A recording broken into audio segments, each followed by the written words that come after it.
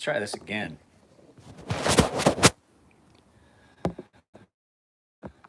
I have no idea what's going on with all of this. But I still didn't get myself a cup. If you guys came in the last one, I apologize. But I lost signal. Hang on. I'll be right back. So, yeah, I'm pretty sure it's going to be a couple of you log in. It's Sunday. I usually don't do these on Sunday, but I was bored. So let's see who logs in first. Because if this does not start getting some folks, there's someone here. Who's here? Oh, what's up? Ilk? That's going to be here. It is hot today. Guys, it was 50 degrees yesterday. It's fucking 86 degrees today.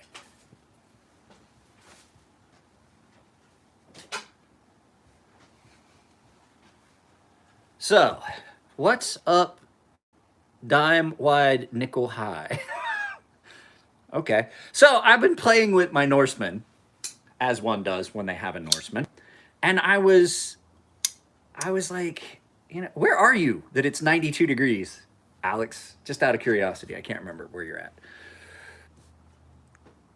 So I was playing with, I've been going through I was messing with my Norseman, but I also had a couple knives that I carry a lot that I was messing around with, and I was like, you know what would be fun? Let's look at all my knives in my case, and let's pick out what the smoothest ones are. Oh God, yeah, Bahrain. I forgot you were going there. So I'm having an adult beverage, but we're not showing them I'm having an adult beverage. An adult beverage. There we go. Because apparently that's against the rules now. So to mitigate demonetization, we have it in a different container. So let's see. Can you see me when I do this? Okay, so my knife case is here. I'll have to do this at a different angle. So we're just going to start going through stuff and looking. So you guys know, this is, I've said, this is the,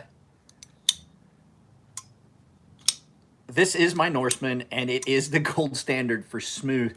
It's a different, like, it's really, really smooth. There's nothing there. There's no friction there. Nothing. I can't barely even hear anything. So we already know that's the gold standard, and it's been in my pocket a lot. I have a lot of other knives that are really smooth, and I had this one apart and clean it because I carry this knife a good bit. This gets carried a lot, and it is really smooth. It's a different kind of smooth as well. But even though it doesn't drop shut, there's almost no friction there. A lot of the Ferrum Forge knives are like that because we use the Hoback rolling detent. That, I think, has one of the best sounds of any knife in my case. I think that my spinner, listen, it's got a really satisfying thunk when it opens. The only one that I think is as good when it comes to sound is that one, which is the Rehab. But, so we're going to go through these. There's a couple of these that don't get to, these don't get to participate because there's no real action on that. So, and then these, of course, like, these are disqualified just because. So, Mordax has a much softer sound. Listen, hear that? Versus, it's quieter. Different shaped blade, different shaped lock bar. That's a lot of what that sound difference is. That tuning fork. So, okay, so like I said, smoothest knife I have, bar none. Let's go ahead and we'll just keep this out and we'll just compare them. We'll see what this one, as much as I love Elliot and I like this knife, the Pretium, not so smooth. Ferrum Forge, Mako, it's pretty smooth. So the Pretium, no. So we're gonna set knives out. This knife's pretty smooth, and I have not taken this knife apart and cleaned it for a very long time. So that's just the way it feels. It's so smooth. So this one goes on the counter. This one, because of its finish, real smooth. Mordax, it's not as smooth. We'll leave that one in. My I'm going to disqualify this one because I actually had this apart and I put a new roller detent in it. So this one gets an unfair advantage because it was not as smooth. But I mean, it's still really smooth. So so right now on the counter we have my Mako, my Fortis. I don't know, this one, yeah, it's pretty smooth. We'll have to put that one up there. Archbishop, Archie, not as smooth. There's something wrong. I think my roller detent has frozen up. So my Archbishop is not as smooth as it used to be. She stays in her box. Spinner, yeah, he's pretty smooth. And then of course I had this one apart even before I took it apart today. It was really smooth. Now it is so just frictionless. So we'll put those up there. Now, so what I'm going to do is I'm going to go through those first row. And I'm going to take the best out of that top row. So right now, that one. Master Blaster's smoother. So what we're going to do is, this is like a tournament. So you guys can see, this is how I'm doing it. I'm going to go row by row. Right? And I'm going to pick one from each row that is the smoothest from the row. So right now we're on my Ferrum Forge knives. So I'm going to pick the smoothest of the smoothest. So, you know, these ones got left because they weren't as smooth. I'm going to go through these and pick the smoothest of these 5. And then, that one just gets to stay. So I'm going to pick the smoothest of this 5 and then put it aside. And then I'll go through this row. I'm going to do the same for each row. And then we'll do the final, 4 together. I mean, 1, 2, 3, 4 rows. So it's like a tournament bracket kind of thing. That's what we're doing. Yeah, it's nighttime there. So. Oh God, yes. Like that. All the way in. Did you guys hear that? I'm curious if you guys can hear what Siri just said. Because when I plug my phone in, Siri now says, oh God, yeah. Like that. All the way in. Okay, cool. Just wanted to make sure that it wasn't wasted. All right, so right now I'd have to say my Master Blaster is, it has noise, but it doesn't have friction. Let's see. Oh yeah, this one's smoother. So right now, Mordax is at the top.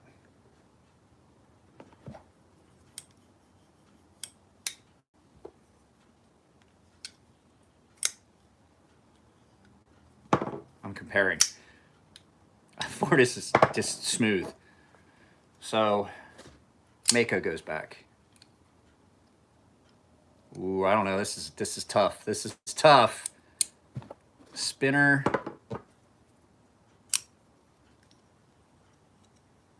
No, this one's not as smooth. Spinner or Fortis? That's definitely a Fortis. Okay, so top row of all my Ferrum Forge knives, this one is the smoothest, and it absolutely has to do with that finish that's on it. My God, that thing is still sharp. So I've noticed something too, just a little offshoot on this. When you tumble a knife, it work hardens the steel. So knives that have been tumbled have a tendency to have a different kind of an edge because you're compacting that. So this got tumbled for a week. And when anytime I've sharpened this, it just gets terrifying. It's frightening. So right now, top row, that is the smoothest Ferrum. Now we're only doing the knives in my case because knives that aren't in my case, there aren't many like good high-end knives that are not in my case. So start on the second row. Riat Horizon D. She's not as smooth as she used to be. She's got something going on. I think it might have a cracked detent ball because it's not smooth. You hear it? A lot of friction in there, a lot of grit. I've cleaned it up, taken it apart, tried to figure out what's going on. I'm not quite sure. I mean, it's still great. It just does not have that same buttery smooth action that it did for a week. What? What are we talking about, Jorgen? Great knife. Still, I'm not gonna lie to you guys. Production knives, I think that this still is my top tier. I think this is the best production knife I've ever owned because of all the bells and whistles that it hits. But at any rate, we'll pull it out.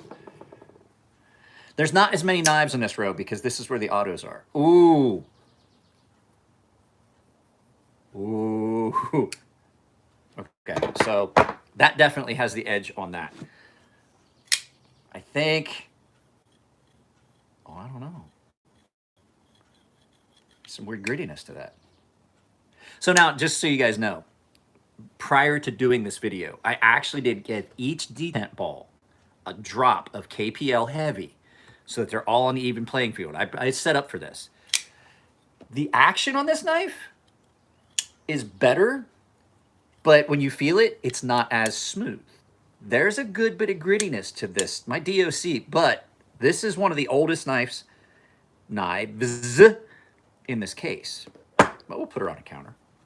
Oh, I forgot that this one was in there. Yeah, this one is going to be the winner. I'm pretty sure on this row. My Fair & Forge buck, the Fair & Forge design buck. This, oh my God, that is so smooth. Yep, I'm pretty sure that unless, I don't even really need to go through all those again. We'll do it anyway.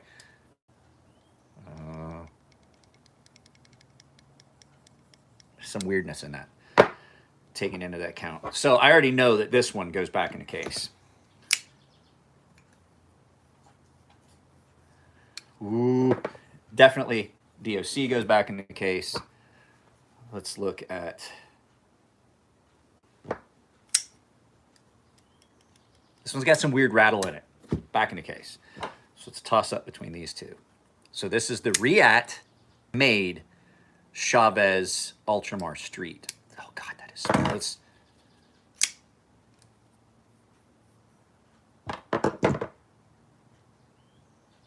So now the check, because they are so smooth. All right, pivot's solid,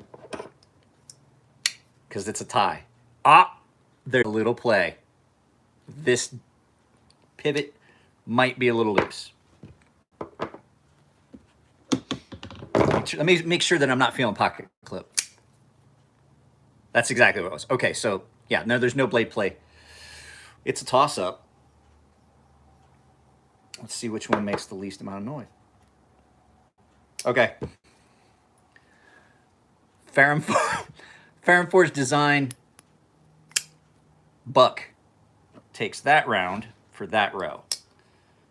Put that right next to the Fair & Forge Fortis. Now I have, this is going to be a toss-up. I already know.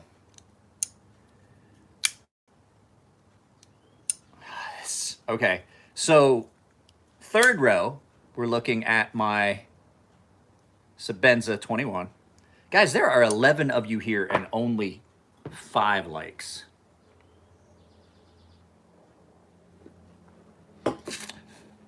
Just thought I'd throw that out for you. Okay, so right now we got that one. My Wii. Oh, that is so smooth, too. This is my Wii 601. This is a discontinued model I'll never get rid of. I really, really love this knife. I haven't carried this in a while. It might stay out. So there we go. What's the next? Oh.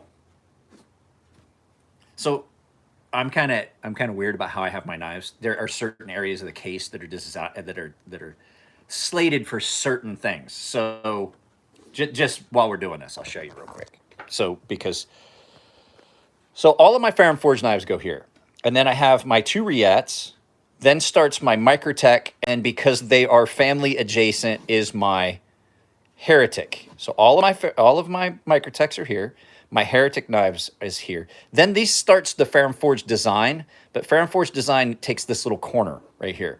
This one's up against it because this is a drop done by Bob T, and because these were all drop, well, these two were drops. Elliot actually helped with the render of this knife, so I keep it with it here.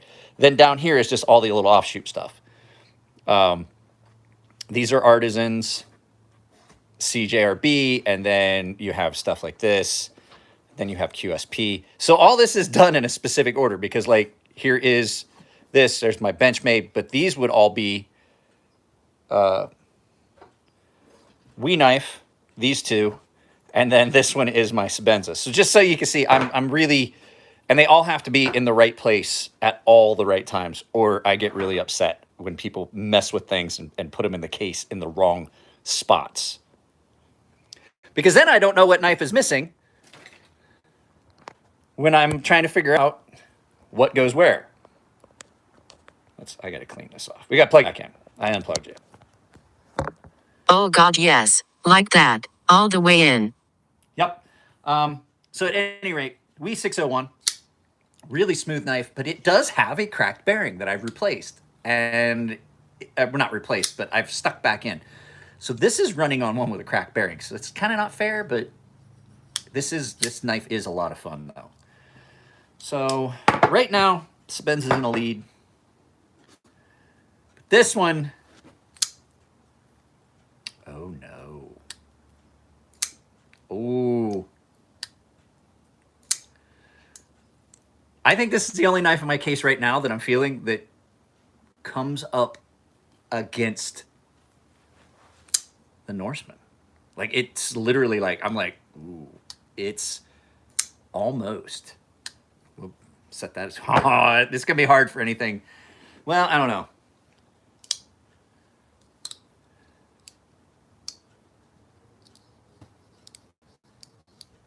It's pretty smooth too. We'll have to see. So that's my Benchmade 940 that I've Frankenstein together. This is a S90V blade with the aluminum handles as opposed to the S30V blade that is on a shelf in my living room. I took the green anodizing off and did everything black with black ceramic. So now I'm pretty happy with, I didn't like the green and purple. I love the knife, but I didn't like the green and purple. So I don't know if this is a fair comparison. It's almost like an auto. It's a different kind of action, but we'll keep her in a running. The next knife in line is my Olamic Wayfarer 247, which is in the, they call this I can't remember what they call this. A sheep cliff? I don't remember what they call it. I like this knife. I really do. I liked it enough I refinished the blade because I didn't like the acid wash finish, and I did that. But as far as smooth, I don't know. I think I'm just going to put it right back in the case because the other 3 knives that are on the counter, other 4 knives on the counter are way smoother.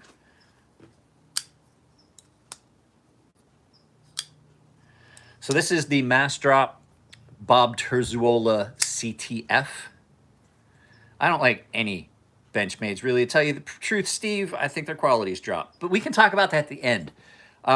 So this is that Bob Terzuola CTF that they did through Mass Drop, and Elliot helped do the render for Bob and helped him get it off the ground and everything. So that's why this sits with some of the Fair & Forge knives. This is a pretty smooth knife.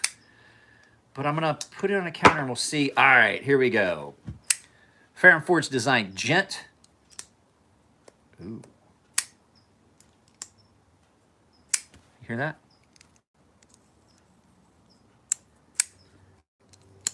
Hear that grit? Right there.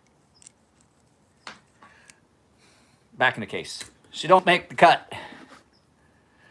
Fair & Forge Design Stinger. Ooh. That's another one that might have.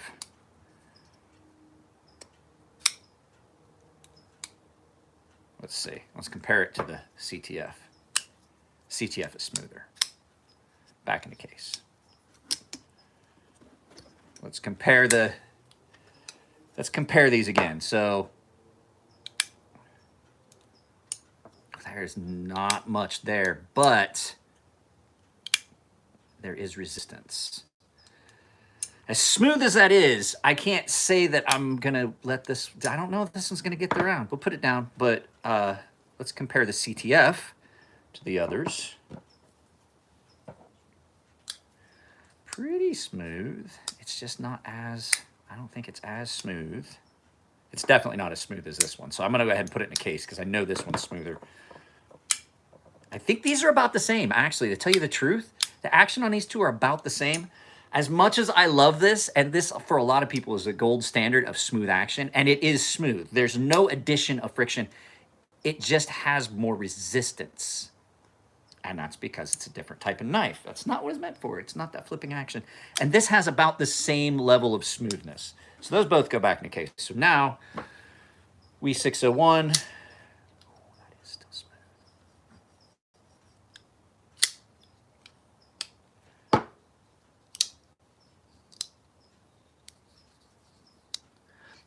There's a tight, gritty spot right here. Well, where if you're just working the action without using the axis lock to do the whole flippy thing, because once you do that, then there's like nothing. But that's not fair. So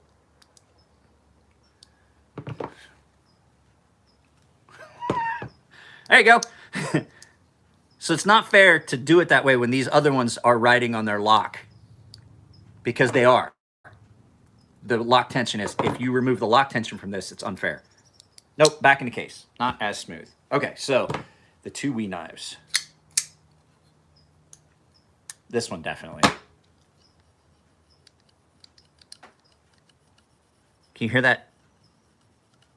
There is a broken bearing in here. Let's put that back in. So, this is unfortunate. And people are going to say, this is another Ferrum Forge design. The top three knives in my case for smoothness right now are all three Ferrum, either a Ferrum or a Ferrum Forge design, because this is a Ferrum Forge design, the Minax. I mean, it is, there's almost nothing there. It's almost not as smooth, but almost as smooth as my Mordax. Guys, feel free to make comments. I'm just like, there's some stuff I'm just not going to answer until we get to the end. All right, bottom row is just off-the-wall stuff that showed up. Now, this one, I'm not even going to compare it. I already know because it's really tight. Because it's a lockback Spyderco. And I've never once, guys, ever owned a Spyderco that I could Spidey flick unless I loosen the pivot to a point where it's sloppy. And I'm like without using wrist, I can't do it. I have to use wrist. I don't know if it's just because my fingers are too big. I do like Spyderco, the old school Spydercos. I do like the Enduras. But this one stays in the case. Here we go. Here we go with some... This is the Qsp Penguin. Now, I'm not going to... I don't think this one's really going to get a fair shake. I don't know. That is really smooth. I ceramic coated this, which just does change some of the surface finish on it. I did a black ceramic coating on the blade just because D2 has tendency to rust. I don't want my knives to rust. And I do like this knife. You'll see I did the same thing with my CJRB Centros. So, Qsp Penguin, I don't know. It's pretty smooth. Now, the Qsp Penguin does have... This runs... on washers. And it's got a really good action, even for a I'm not gonna lie, fairly cheap knife that runs on brass and Teflon. Or Nylatron, I'm not sure which. So, okay, so the next knife is going to be the Monterey Bay Knife Company EWC. This is a weird one. This does not have a lock, and it is super smooth. Yeah, that's pretty smooth. I'm not gonna lie to you. That's pretty smooth when you just feel the action. Like, regardless of deployment and things like that, when you feel just the action after it breaks from that upper detent to the lower detent, pretty smooth. Pretty decent. This one did not get a drop. I missed this one because I have to take this one apart. Because you can see the detent ball never leaves contact with the blade. Because this doesn't have an actual lock bar. This is that EWC. This is that non-locking front flipper or top flipper or whatever they call it. They call it a top flipper. Time for beverage.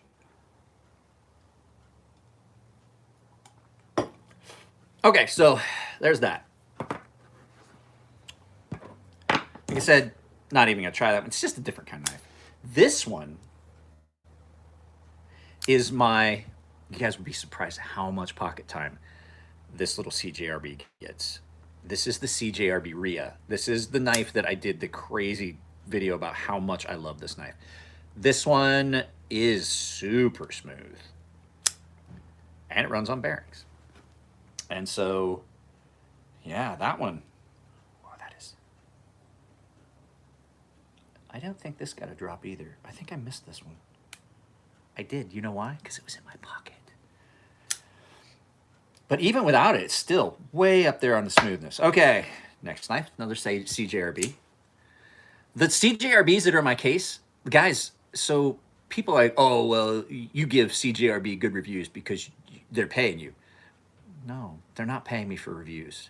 I'm going to tell you right now, the reason that I have two CJRB knives in my case are because they're the ones I like. These are great, great knives. So this is CJRB Centros. As you can see, I also did a black ceramic on it, which means I like it.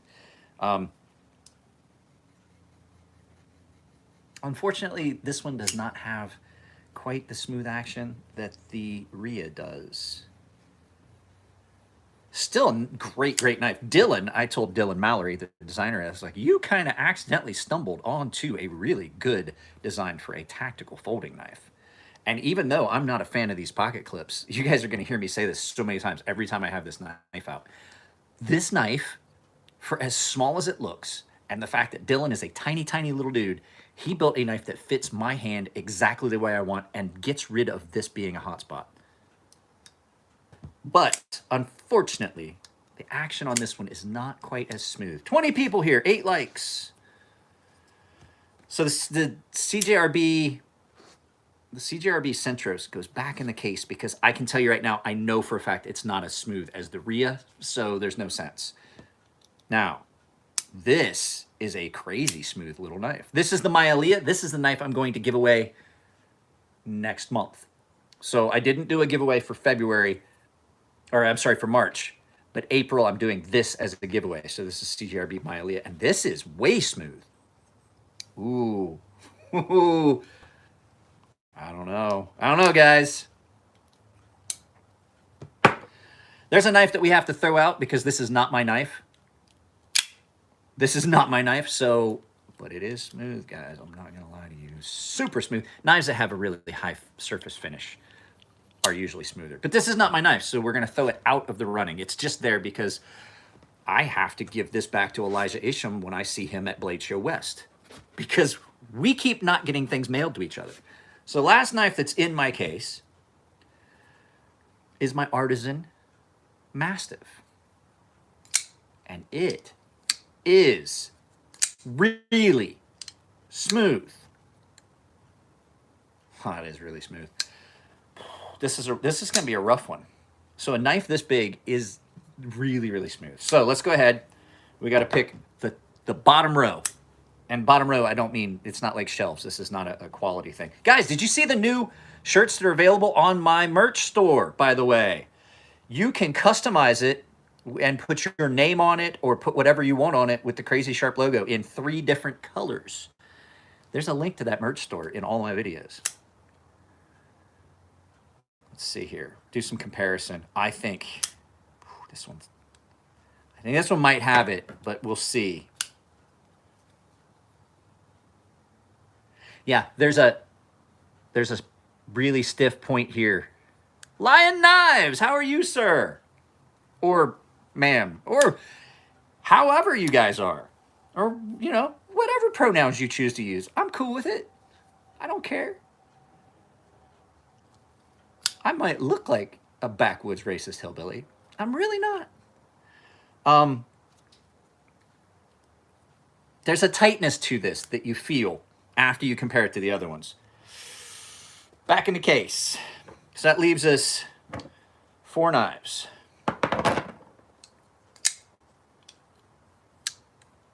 That is pretty effortless.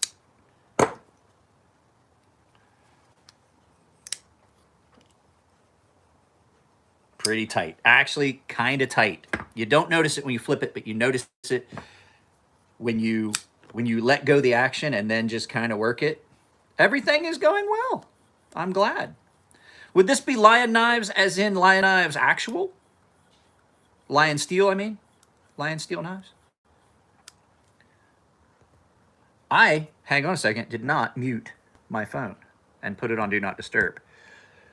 Had to put my phone on Do Not Disturb. I don't know if that freezes it. Ooh, guys. This is a tough, this row is tough. So, just to refresh, the winner of the top row of my Ferrum Forge knives, my Ferrum Forge in-house builds, was the Fortis. Second row, where I keep Microtechs and then Ferrum Forge, well, Riat, Microtech, and Ferrum Forge designs, the Buck was the winner. Third row, we had a definite winner with the Minax, which is another Ferrum Forge design. All three of these are either made by or designed by Elliot over at Ferrum Forge Knives. Bottom row, okay. Bottom row was just other things that I have, things that came in for review. This doesn't get qualified, so there we go. So right now we're looking at these last three. And you guys are going to hear my phone say something sexual again because I keep unplugging it. I don't know Oh why. God, yes. Like that. All the way in. That's what it says when I plug it in. So let's go ahead. And what we're doing is we're trying to compare and see what comes closest to the action, which is a hard push. It's a hard press. What comes the closest to the frictionless feel of my Norseman? And right now, I'm going to tell you right now, none of them feel as good as that right now. I'm telling you, I could... Oopsie poopsie. I set a timer for something. I don't remember what it was. I partake of the devil lettuce occasionally. Let's compare. We got 3 knives to compare here before we figure out.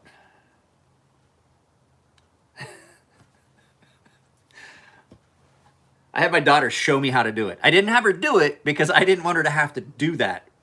The Sebenza, okay, while the Sebenza has a very smooth action, there's a lot of tightness to that aren't in the other knives. So while, I mean, it's trying to compare apples and oranges, I guess, really with this one, but it is smooth, and it was really hard for me not to put it in the running. But compared to the knife that did take the pick on that row, which is this is just, it's so smooth. That's going to be a hard press. So at any rate, let's see, Qsp Penguin. I think Qsp Penguin beats the Ria. Yeah. See, now when you flip it open, because the detent on this is just so great, you don't feel anything. But when you release iPhone, but when you really have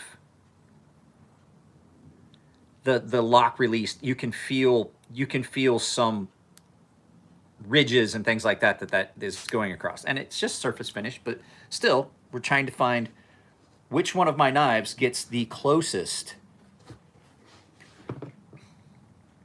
to the Norseman.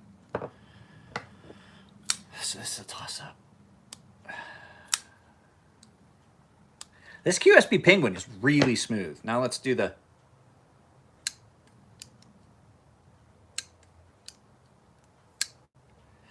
The Artisan. So here we are. The Artisan. Yeah. The Artisan Mastiff takes that row. So my top 4 are Ferrum Forge Fortis, the Ferrum Forge Design Buck, the Ferrum Forge Design Wee Minax, and the Artisan Cutlery Mastiff. So now I got to do top bracket. What comes the closest to this?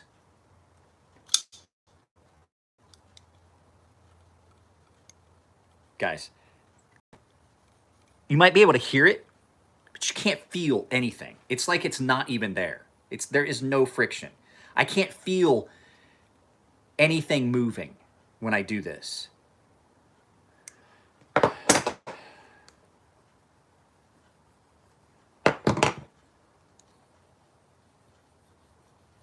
There's a little bit of a tightness to this one. I thought that one might have it. Ooh. Let's see.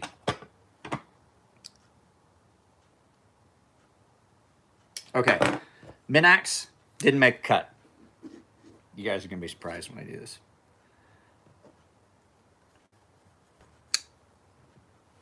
I'd have to say fourth place is going to be, well, let me see again. Fourth place is going to be the Minax. Because I'm just going back through. We got to find third place.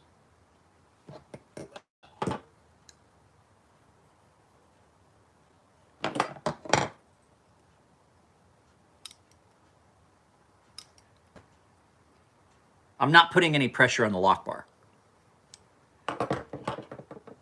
With this one, it's really hard because it's tiny. Yeah. Okay, so third place is the Artisan Cutlery Mastiff.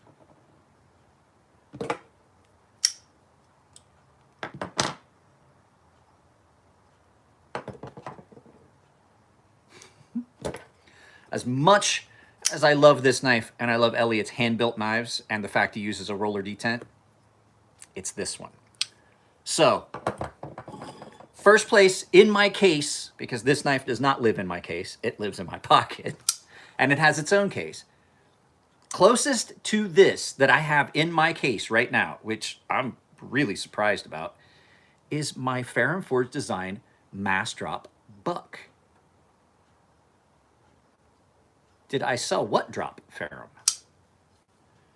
I don't think so. I have all of my drop Ferrums. This one comes as close to this in my case. So, first place in my case for smoothness. Not quality of knife, not any of that. First place for smoothness, and it rings when you snap it. It's got a really cool sound. Hear that? Dink. First place for smoothness is my Ferrum Forge Buck, followed closely by my Ferrum Forge Minax, then the Artisan Cutlery Mastiff, that is dangerous, and the Wee Minax, also a Ferrum Forge design. Now, this knife actually is my favorite production knife of 2020. It's not stonewashed. It really is not stonewashed. It is a light tumble, but it's blasted and then tumbled and then bronze. So yeah, kind of surprised.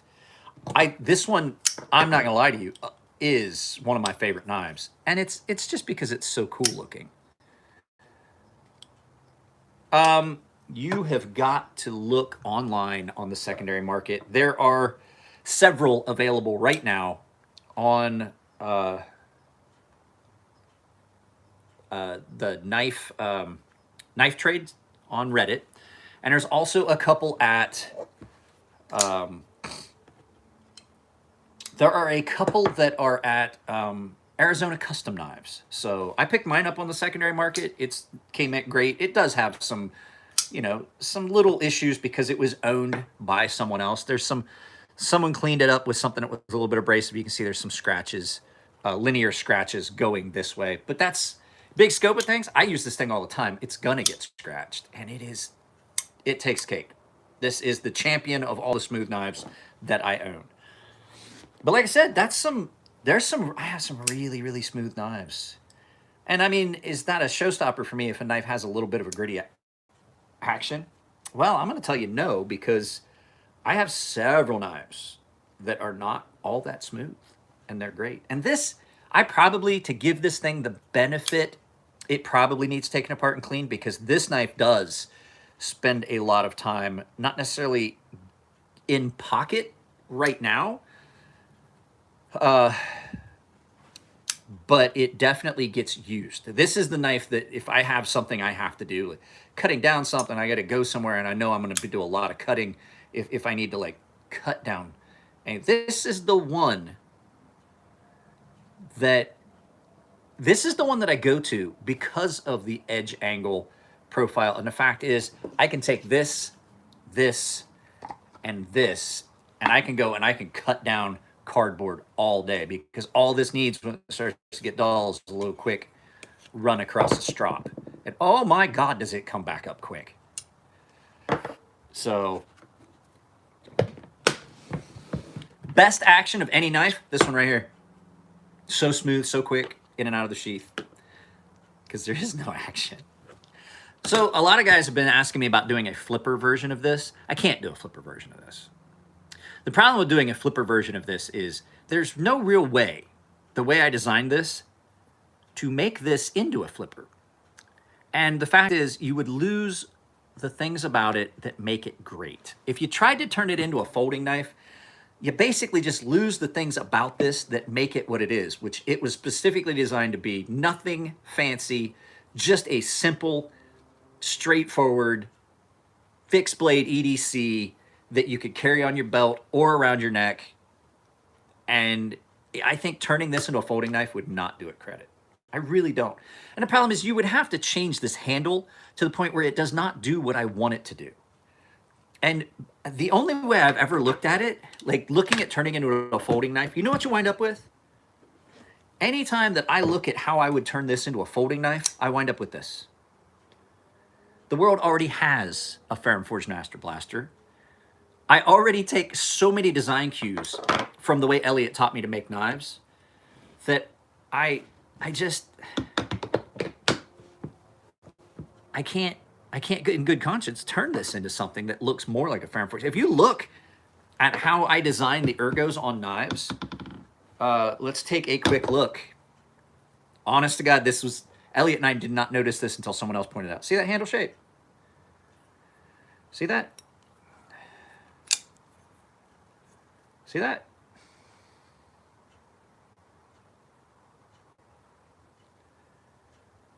I love this knife. There's a reason people are like, it looks like the handle on a Ferrum Forge. I got news for you. Elliot Williamson at Ferrum Forge is the guy that taught me how to make knives.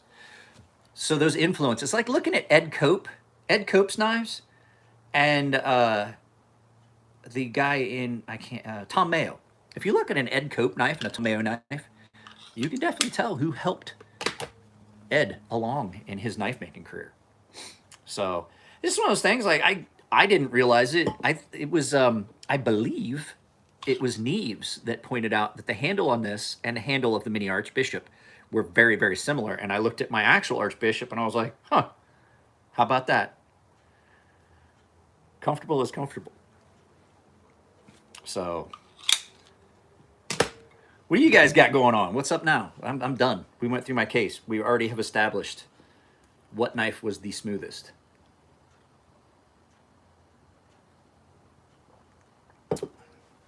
Which is funny because I should put this in the refrigerator. Actually, I should pour more of it. What's funny is the knife that took first place in my case is one of the budget knives, one of the much cheaper knives that I have overall. It really is. I think these were $100.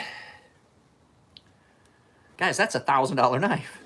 That's $1,000 knife. That's a $550 knife. That's a $500 knife. This is a $600 knife. I'm sorry, no, $500. This is $600. This was a collab. And then Elliot gave me this one for free. I'm trying to see if there's anything. Oh yeah, this is a $400 or $500 knife. $100 knife. And I'm not gonna lie, it is as close. It's about as close as you're gonna get to that Norseman feel in that case.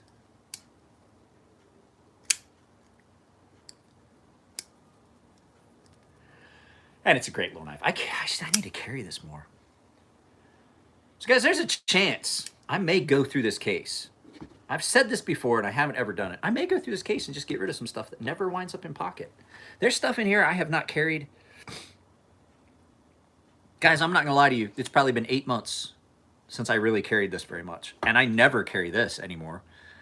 Mainly because, so someone was asking about Tumbled for a Week. Okay, Steve, I don't like Benchmade. They charge too much for too little. Their knives have not been, historically, the last few years have not been well done. And only reason I have a Benchmade 940 is it was a gift. Now, I don't like Benchmade, but I do like the 940. That is the only Benchmade knife that I can honestly say I would. I don't know. The Freak, I think that Mini Freak, I did like that. But not, I mean, it's real similar to a Mini Griptilian. So not a big fan of Benchmade. I think they charge too much. They treat their customers like crap. They don't have good heat treat all the time. And the fact is, their knives are so poorly ground. And just the quality of... Wow. So this knife came centered. This one did, but this is an old Benchmade that got rebladed. And then I put a new blade in it. So I'm not a fan of their quality control. I'm not a fan of their sharpening. I'm not a fan of how they... Nico has sent things to Benchmade a couple times to try and fix. So he paid shipping both ways. He didn't pay for anything, but the knives came back and they didn't do anything. You can find a video about that. We checked their warranty service. Like, I did a live video. We unboxed it to see if they had corrected any of the issues. And the one thing that Nico asked them not to do was to sharpen his knife because I had already sharpened it. So the knife came back. The only thing they did do was sharpen the knife. And then he had another knife that had like a burr that stuck up on the jimping in a pocket or in a finger area. And there was some jimping on it, and they had this really, really sharp point. And they sent that knife back and did not correct that. And that night, I corrected it for him with a Scotch-Brite wheel. So I don't... People say, well, you can complain, but they have this warranty. I was like, a warranty is not... A robust warranty is not a replacement for quality and QA. Now, I love this knife. Now that it has an S90V blade as opposed to an S30V blade, and I took the green off and made it black and got rid of the purple, I Franken-knifed it. I love it. This thing gets used constantly now because it does have an S90V blade and it doesn't chip like S30V does. But now, if you were to ask me what some of my favorite knives in that case are, it's going to be all of them. That's why they're in the case. That's why this case has all the really nice stuff in it. This case holds the stuff that I'm like, I love these knives. With some exceptions, there's a couple in there that are just in there because I really don't have any place else to put them right now.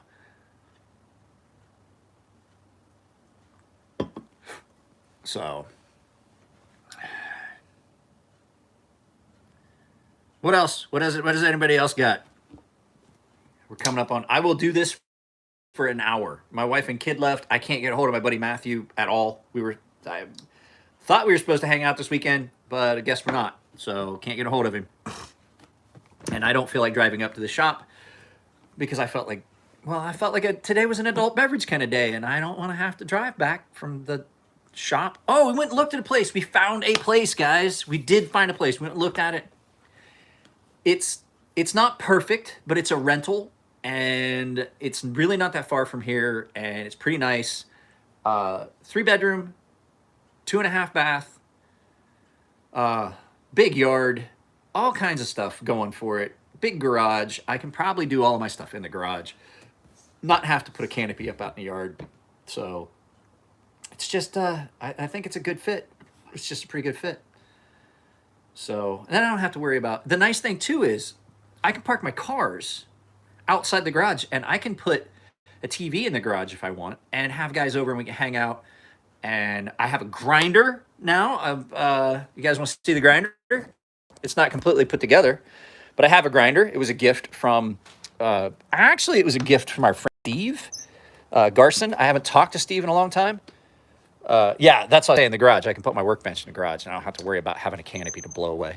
So Steve Garson, a friend of ours, fellow knife maker, knife enthusiast, he had a grinder that he had gifted to Chris and Elliot, and they don't need it. So I have a grinder, contact wheels with hollow grind, flat platen here, so that I can run a flat platen, and even with these on, I can still run the flat platen, so I can do both.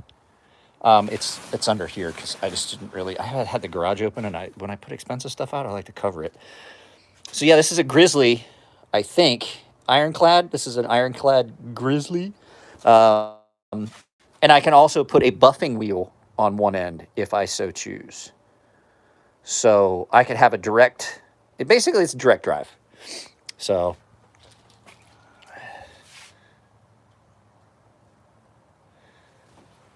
I just told you guys, there will be no folding sea snake. There won't be. There's no way to turn that knife into a folder. It was not ever thought out to be a folder. If you want a folder that is a Wharncliffe, Artisan currently has one. But if you really want basically what that sea snake would look like as a folder, you go buy yourself a Master Blaster. They are on the market. These are about $500. This one is not. This is a very special version of this. But basically, Artisan has one it's definitely very different. But if you want a small folding Wharncliffe, that would be what I would recommend. Because I'm not going to Oh God, yes. Like that. All the way in. I'm not going to turn that knife into a folder. It's not what it was designed for. It doesn't have the dimensions. I would have to redesign the entire knife, and it wouldn't be the same. Everyone would be very, very, very disappointed with it if I did that knife as a folder. The only way I could see doing that knife as a folder, it would not be a flipper, it would be a lockback. Because I don't want to change this. If I only were going to do it, it would have to be done with the lockback. Like this. It's the only way, because the dimensions of this is not going to allow you to do a liner lock. Dimension of this is not, I mean, you just can't. I would have to change all of this. These were thought out specifically for a reason. I know that some people complain, like, when I grip down tight on it, it was like, this is not the knife that you use for cutting super heavy duty shit. It's just not. This is that quick and easy. I got to cut a piece of rope. I got a piece of line. I got to do this quick. I got to touch this up. I need to get up on something and just cut around something real quick. That's what this is. This is that light duty knife so that if you wear gloves at work to open packages, to cut tape, to cut plastic sheeting, you don't need gloves. I worked construction for the last, while this was in development, this was something I was thinking about when I brought this out and we decided this was going to do a production version. I'm like, okay, now that I had done the customs, and I'm like, what would I want? What would I want this knife to look like now that I work construction? And that's why it looks the way it does. That's why it's as thin as it is. You can cut that Visqueen plastic sheeting like a champ with this thing. So, who was that? What was that question? Any word on the? No. Do I like the Protech Malibu? No. I really don't like too many of the Protech knives. I like the guys; they're great guys. They're nice. The action on is really good. I think that I think they have some issues with their production, but I mean, all in all, they're good knives. I'm just not a fan of many of their knives. I like the button lock Protech Mordax, but unfortunately, that knife has now been knocked off in China. That knife has been cloned in China by someone. I've seen them. I've seen the clones. My God, that is so smooth. My pocket clip. I talked with Eric Grimsmo.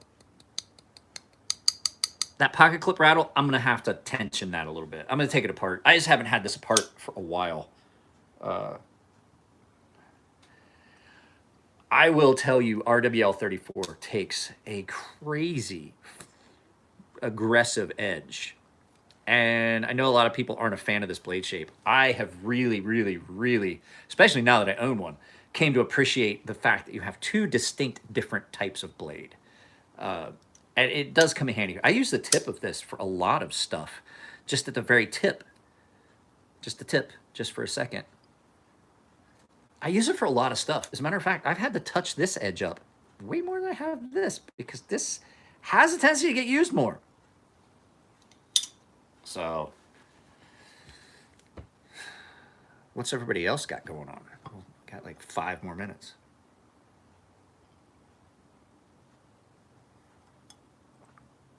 Like I said, guys, merch store. Merch store, sweatshirts, t-shirts. I don't know what the numbers are. Things seem to sell. But yeah, I have that merch. It's in the description. of all my videos. These are really nice shirts. Really comfortable with the new logo. There's nothing on the back. The Ember Co. shirts will be coming. I'm going to do a video about that. I actually have some co-branded shirts that I did with Ember Co., which is Ember Printing. They are a new on-demand printing service. So I have some shirts that are co-branded with them that are coming out. And the cool thing about those are, like, some of the old military manuals had this too. The photo drawings. So what they would do is they take a picture and then they would draw it out, and it takes the clutter out of a lot of times. These manuals are printed in black and white. Same thing with outdoor survival guides.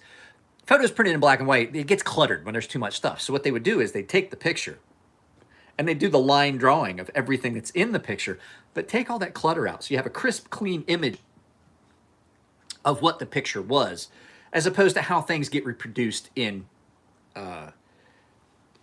manuals and things like that in black and white pictures, because it's usually just like regular book paper, and it's a black and white dot matrix kind of image. And so having just a line drawing seems to work out better. Well, that's how these shirts are. So my shirt is a picture. It's a line drawing of this knife at this angle.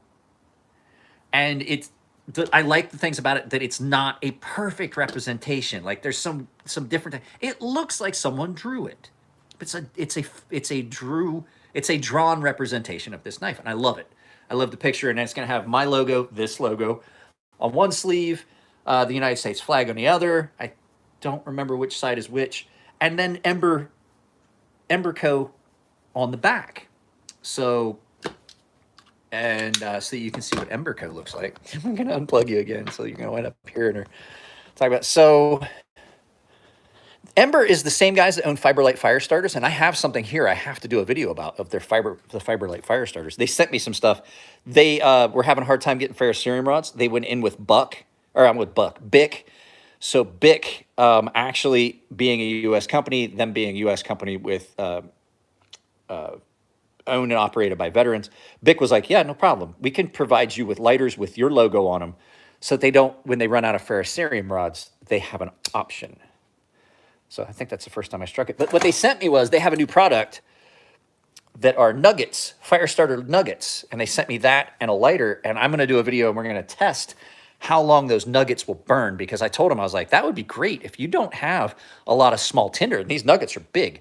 So basically, instead of trying to use a small handful of their tinder and maybe get stuff going, that puts off a bigger flame. But, okay, remind me, where was I going? What was I going to get? I was going to show you something, and I forgot. Oh.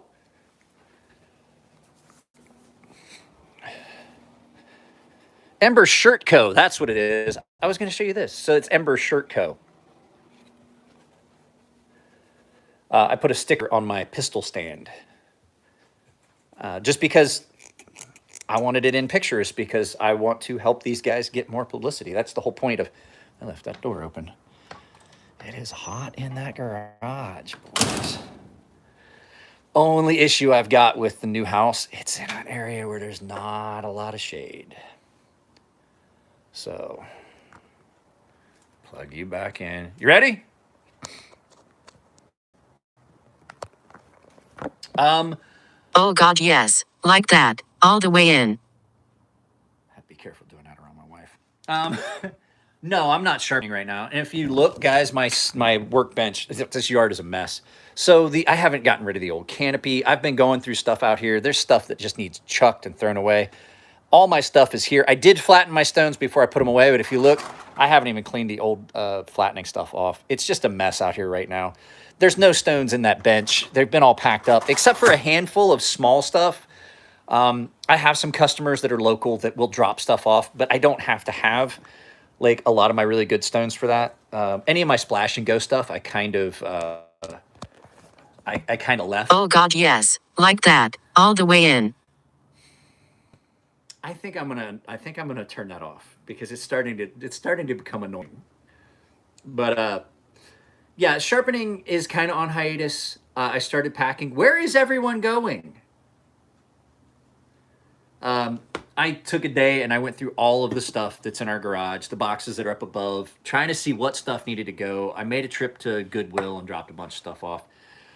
So we're kind of looking at, about another 20 days or something of being in this house. I have to pay the rent for April, but I'll get reimbursed and things like that. And then, there's just so much stuff that needs to be done. I'm working this contract. I have to order all this stuff. I actually deposited a $25,000 check into the business account. And now that means I have to go order all these things on Monday. So, yeah, things are going good. Okay, I tried his vitrified stones at Blade Show West in 2019. I'm hoping he's going to be at Blade Show. I should call him today. I'm hoping he's going to be at Blade Show West. I may, if the stars align and I've got the money and they're still in stock, I may purchase one of those 400 grits and then work my way up to some of the others. They seem to be workhorses. And just so you guys know, I do have one thing set aside as a giveaway. But here is the deal. That Artisan Sea Snake that I'm going to do as a giveaway is a members only giveaway. So for the 13 of you here, so that you know, I do have a members only section where I do giveaways strictly for the members. And the last thing I gave away was a stonefish to them, which is a $300 knife. I have some other things that are going to be giveaways for the members. And one of the things I'm thinking about doing is getting a set of Edge Pro stones for the paying members. Bradley, don't worry about it. You're already a paying member. You're automatically entered. You don't have to even ask. There's nothing special you have to do. All the paying members are automatically entered. And I'm going to do this for all the paying members because it's only fair. They pay. When did I give the stonefish away? 2 months ago. It went to Frank. I did a video about it. Frank Santoro, Elemental Breakdown, won that. He carried it out. He skinned a deer with it. Said it worked wonderful in the field. So stonefish went. Sea snake's the next one. I have 2 more designs that are going out. And I am trying to shop one of those designs out to a big name company that I'm friends with. And we're going to see how that works out. I'm going to try to talk to him later this week. I just want passive income coming in. And stand by, guys, because there's going to be a video about some unusual stuff coming up. I have this. I had a knife that was going to be part of that video, but it's not going to be now. But I have this in. I borrowed this from Elliot. It's been here forever, and I need to get it done. And I'm back to him because the fact is, I want to be. I don't want to be responsible for things here at my house when we move. You know, if you have something here at my house and then I'm in the middle of a move and it gets lost, then I'm liable for that. That's a big reason why the sharpening has been put on hiatus, is because I don't have a lot of time for sharpening right now. I suppose I could do some sharpening today if I had to, but I really don't want to. I have other things I need to do. And if things are here at my house and they get lost, then I have to repurchase those things. So I just basically been telling people, just hold off. Because even if I had my stones unpacked and things like that, there wouldn't be a guarantee I would get to it at any real rapid time frame. So just to make sure, I'm not taking any on. And packing the stones away was a way for me to make sure, because I will be like, somebody's like, oh man, I just need this. And I'm like, all right. And then I'm stuck. I've got it here and I don't know when I'm going to get it done. I had a bunch of knives here that I was going to do a video about that belonged to Zach Schmidt, I should say. And Zach was really cool about it. I held on to him forever. And I never got around to doing a video. And I was like, I don't have time right now to do this video. I don't feel comfortable holding on to him any longer. Do I have any Olamic knives? You were here for the whole video. I remember talking to you earlier. I have one.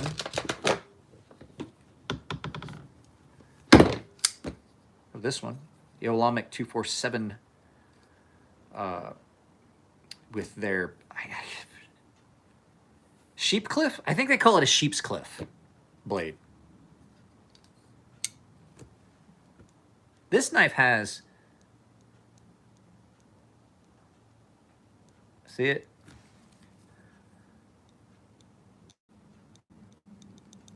It has a bit of a maraca action going to it. It's the only thing I don't like about that knife.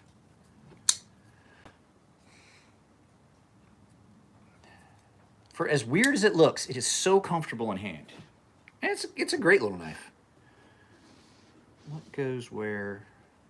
That's where that came from. I'm putting things back in my case.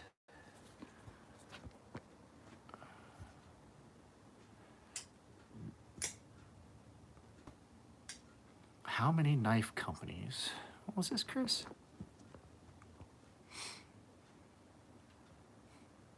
I don't know of any, and I'm not gonna. I mean, I'm not trying to. I'm not. This is not a bragful thing. Until you start getting down into companies that just are not well known at all, or like MTech, super low quality companies. I know pretty much. Like I've been to all the big shows, so if it's a big time knife company, I know people there. Okay, just case in point, like I know Anthony Marfione personally. Tony Marfione. I know Tony Marfione Jr. I know TJ from Heretic Knives personally. So, you know, I know these guys personally, and I don't know any companies that do that. I do know that there's a kind of an element to that in most companies' mid-tech knives. Like, not to throw anyone out, everybody, Elliot already put this up. All the components of this knife, Elliot bought the materials, and then he sent it out to Waterjet and machining and all those things, and ordered all the parts, and then brought these blades back. So the blades were ordered. The blade material was ordered from like Niagara, and then the Waterjet was done by a local company here in San Diego.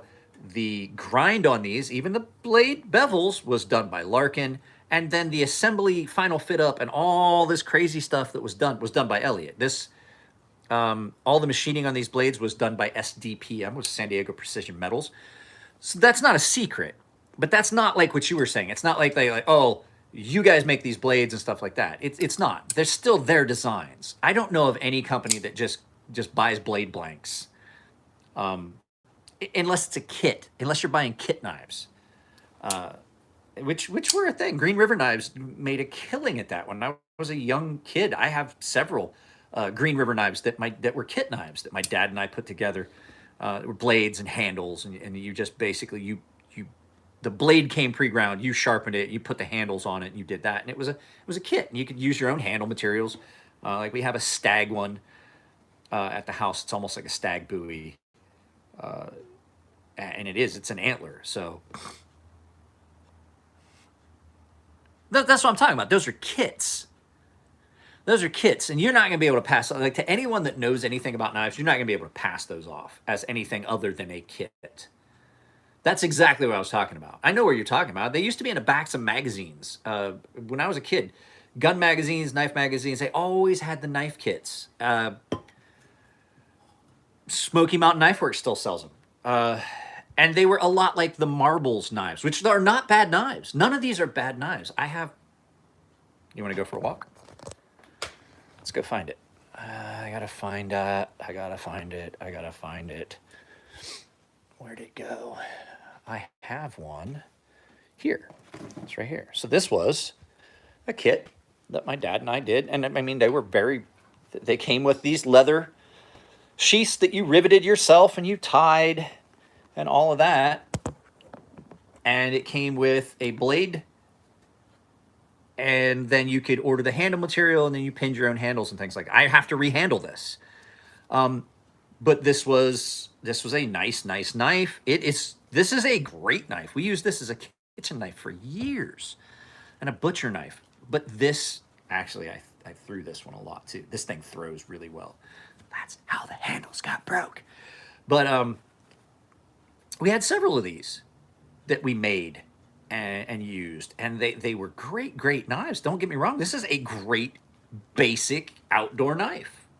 It's great. I have an old hickory as well. But they were similar.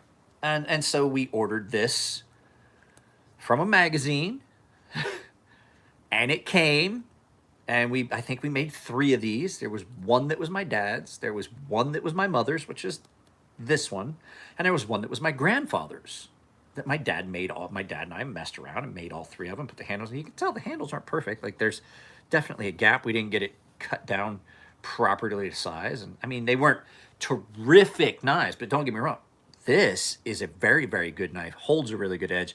And if you want something for butchering, for cutting, these were great. And so those kit knives, there was nothing wrong with those.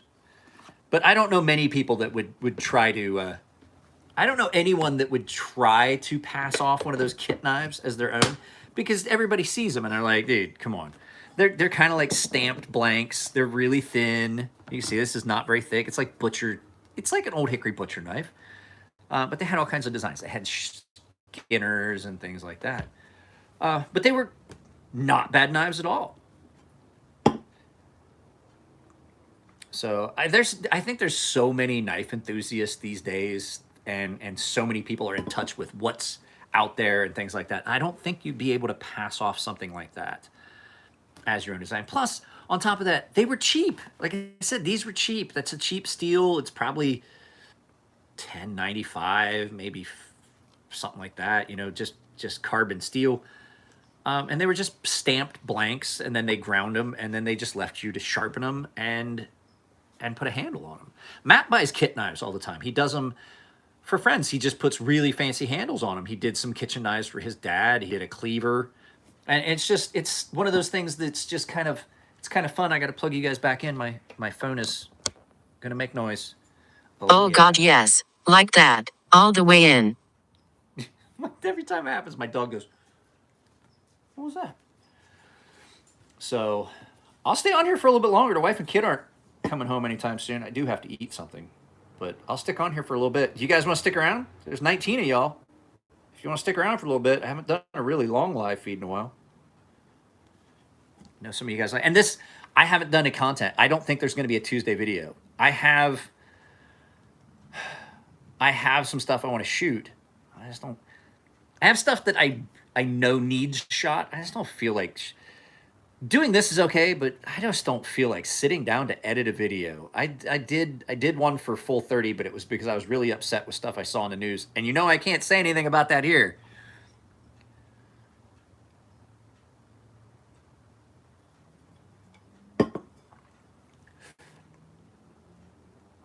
Oh, that's right. I have to call the home warranty and tell them we sold the house, so they don't charge me another $500.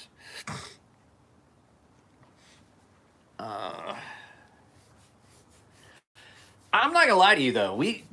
Guys, like, people are like, oh, you copied that design, or you copied this. I had somebody say, it's like, oh, that's a cold steel tough light. No, it's not. The cold steel tough light is definitely different. Dimensionally, everything about it's different. And it's a folding knife, and this is a fixed blade. Guys, we've reached a point now where there's not a lot you can do unless you're Elijah Isham, who looks like he designs things for Star Wars and, well, Star Trek for the Klingons. Unless you're doing that, there is nothing new really out there. There's only so many blade shapes. There's only so many designs. There's only so many locking mechanisms. And the fact is, everybody's like, oh, this new locking mechanisms. I'm like, you know what? Do we need a new locking mechanism? Do we have to do that? You know what my favorite locking mechanism is? Do you guys want to know what my favorite locking mechanism is? It's frame lock.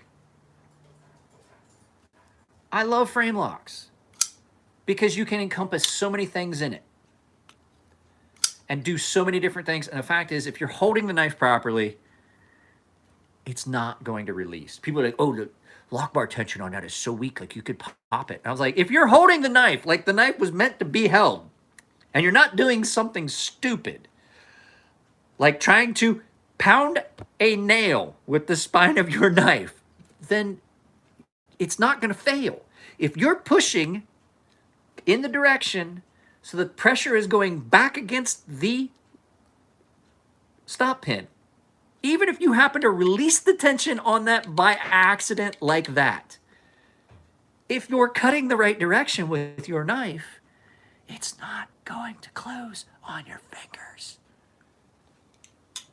So as much as I love those cold steel, cold hard proof videos, I didn't see really a lot of sense in some of those tests. And I'm like, why would you even do that?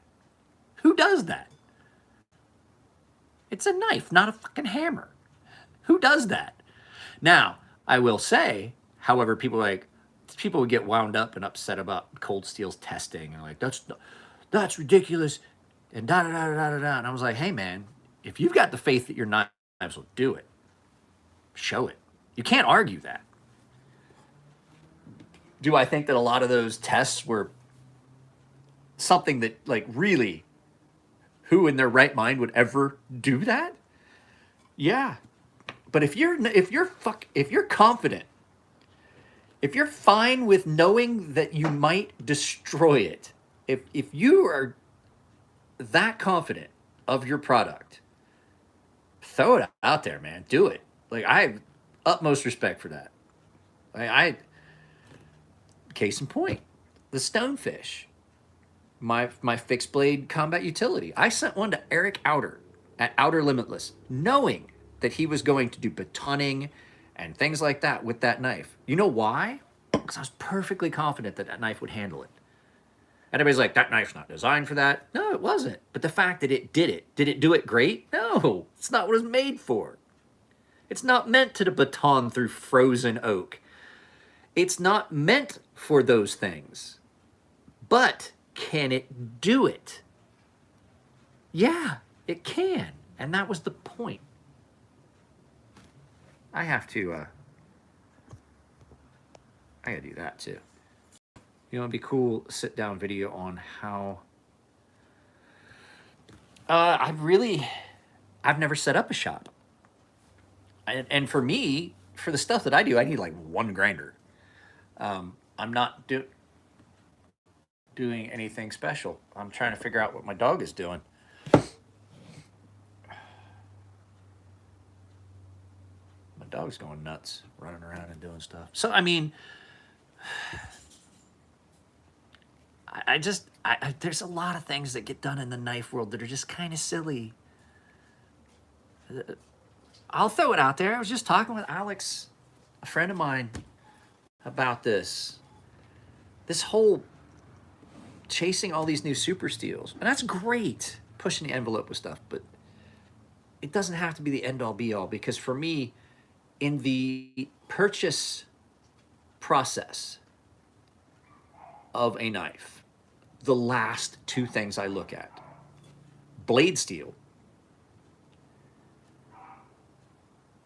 and then the very last thing, if at all, is Rockwell. I don't care about...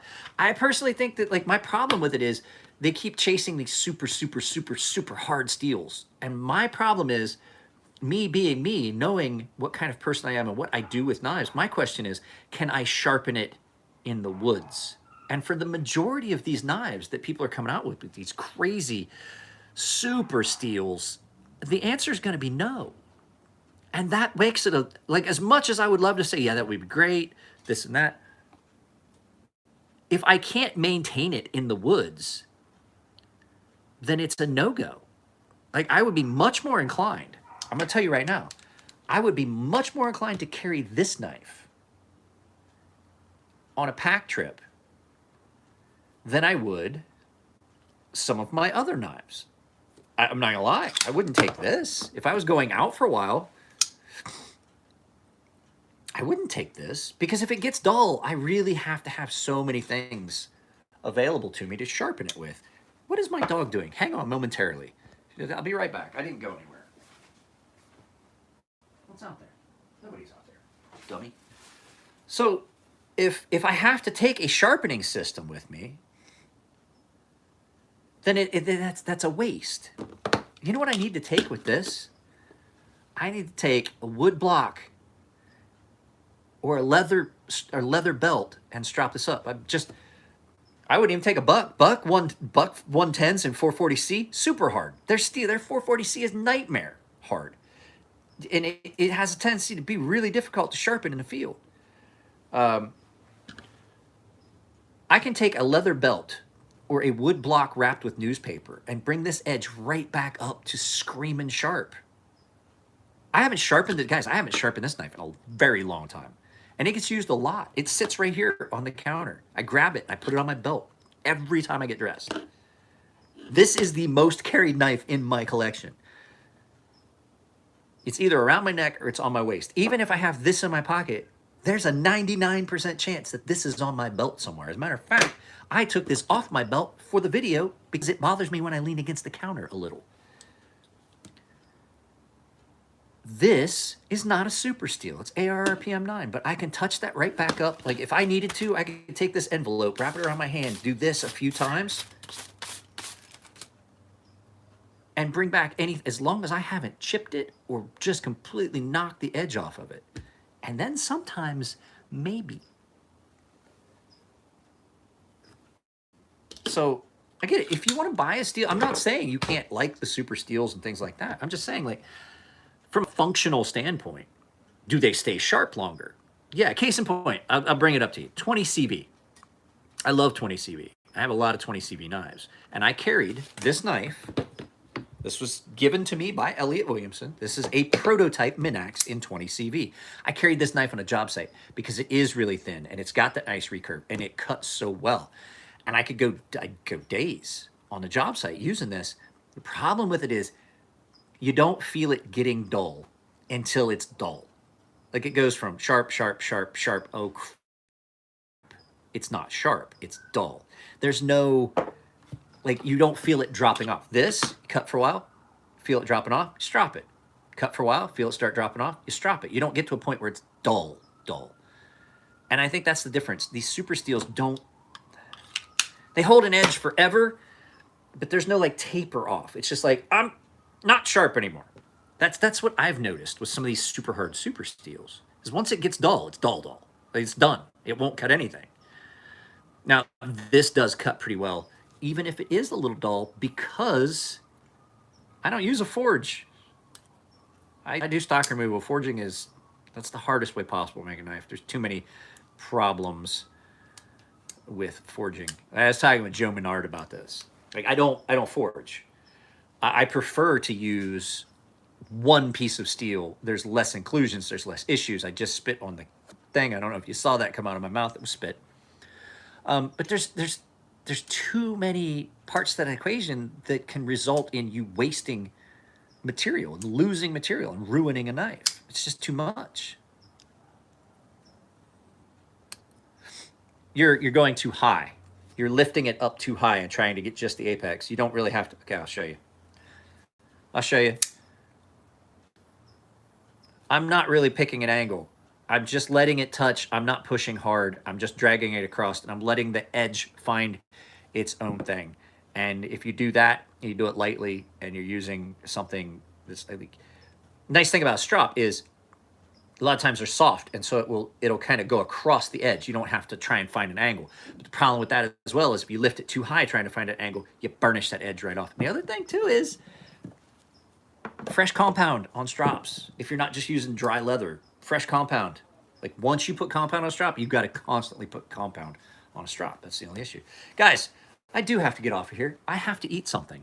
So I love you guys. It's been like 84 minutes. This is a long live feed. I will talk to you all next time. Have a good weekend. Take care of yourselves. But this was fun. I will talk to you later.